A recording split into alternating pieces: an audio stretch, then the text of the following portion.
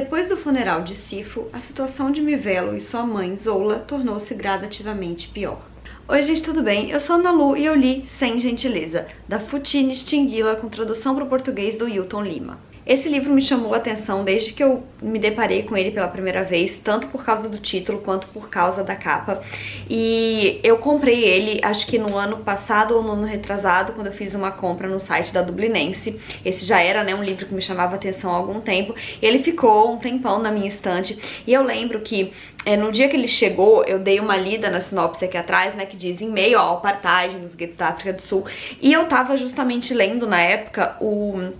Nascido do Crime, né, do Trevor Noah, que é uma história de não ficção e que relata, né, a questão do apartheid na África do Sul, justamente porque o Trevor, ele é filho de uma mãe negra com um pai branco na época em que isso era proibido por conta do apartheid. E aí eu fiquei muito curiosa pra ler esse livro, porque eu pensei, nossa, nunca li nenhuma história sobre o apartheid, agora tô lendo um livro, comprei outro que eu não sabia que falava disso, mas enfim, acabei esperando um tanto de tempo pra ler, e no fim das contas, quando eu peguei esse livro,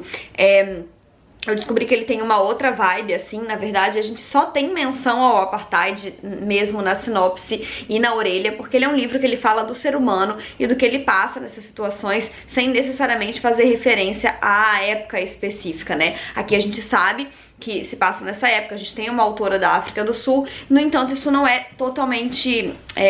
citado no livro. O que a gente tem é a forma com que o ser humano enfrenta isso, e hoje então a gente vai falar um pouquinho sobre esse livro. Bom, a gente tem duas personagens principais nesse livro, que são a Zola e a Mivelo, que são mãe e filha. E logo que o livro começa, a gente já se confronta, assim, com a situação em que elas vivem em um gueto, né, na África do Sul, na época do apartheid, e em que elas têm que se virar da maneira que elas podem para sobreviver, né? É um lugar que é assolado pela pobreza e pela AIDS, que tá com tudo, né, nessa época, e a gente vê então que a Mivelo é apenas uma adolescente e que ela meio que é responsável pela casa e por cuidar da sua mãe, Zola, que está com AIDS e que tem, né, momentos de altos e baixos. Então tem vezes que ela tá um pouco mais recuperada da doença, tem vezes que vem, né, alguma doença oportunista e por conta da imunidade baixa,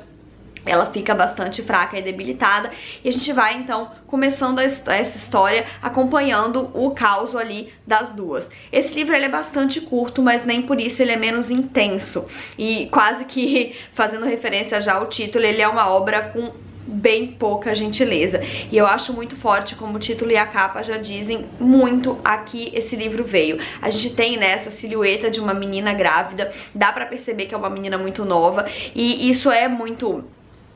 forte no livro, porque ele vai contar, por meio dessas duas personagens, o quanto uma gravidez pode ser melancólica, transformadora e mudar todo o destino de uma mulher. É claro que uma gravidez, né, uma nova vida chegando, sempre muda o destino da família envolvida, mas a gente sabe que principalmente a mulher, e principalmente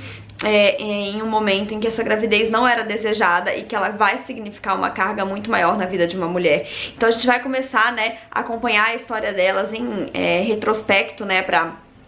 entender como que elas chegaram até ali, e a gente vai ficar sabendo então que a Zola, ela vinha de uma família de classe média, que nunca foi rica, mas ela tinha uma certa segurança na vida. No entanto, quando ela engravida de um namoradinho, ela acaba sendo expulsa de casa pelo pai, e enfim,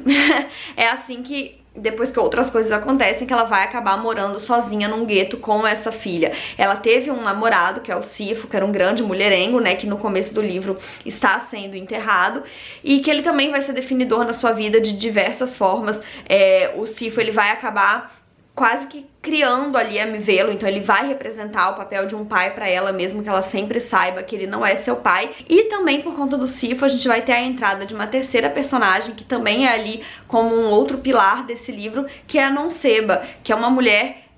que tá em uma situação bastante diferente ali da Zola e da Mivelo, porque ela se mudou muito nova para os Estados Unidos, ela estudou, ela fez faculdade, então ela tá ali na África do Sul agora novamente, mas ela tá de um outro lugar, com uma outra bagagem. Então ela é aquele símbolo da mulher negra que conseguiu ser alguém na vida, que ela tem liberdade, que ela é empoderada. Ela me lembrou muito a Sofia de A Cor Púrpura, né, que é aquela mulher que vem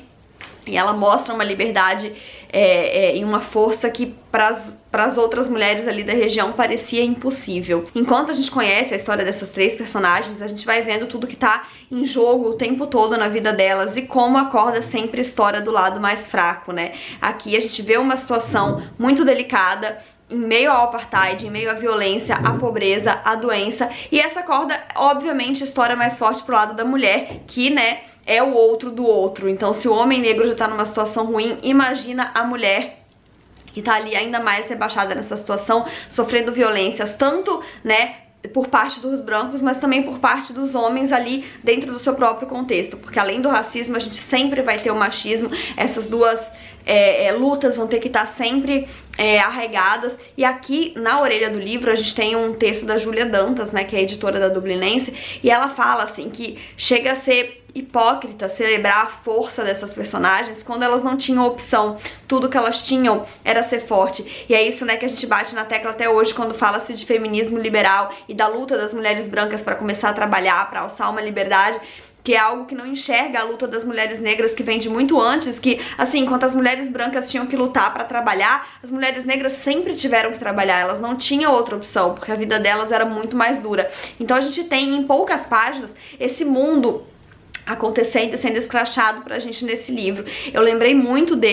enquanto eu lia, do Olho Mais Azul, da Toni Morrison, onde a gente tem um prefácio em que ela fala que pra contar uma história de dor e de luta, ela escolheu o lado mais fraco da sociedade, que é uma criança, que é uma mulher. Então uma criança do sexo feminino, o que ela representa quando o mundo todo tá ruindo em volta. Então aqui a gente também tem uma história que vai falar muito sobre as agruras da colonização e como ela passa por um trator